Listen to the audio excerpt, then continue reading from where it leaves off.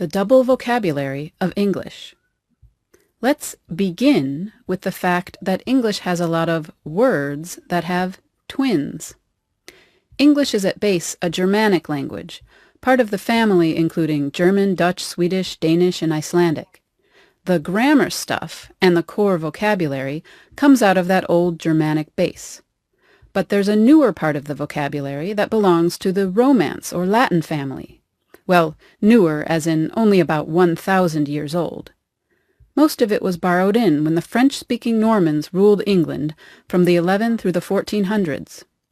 Often we borrowed the Romance word and kept the Germanic one too, using them in slightly different ways. For example, we took the names for animals, but while in the fields and farms where the Anglo-Saxon peasants worked they kept their Germanic names, on the tables where the Norman nobles dined, they got their Romance names.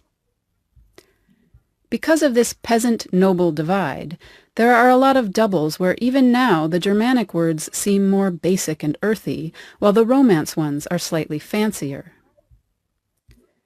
The Norman influence was slowly absorbed into and overtaken by English, and by the Renaissance the nobles no longer spoke French as a first language. But Latin was the language of the university and a big part of what it meant to be cultured and educated. The words scholars coined then, under direct influence from Latin, have an even fancier ring to them. But Romance is not always fancier. In a twist, over time, some Germanic twins ended up sounding more high style. They took on a swanky literary ring through their association with Shakespeare or with Victorian poets who made a conscious effort to recast English poetry in pure English roots.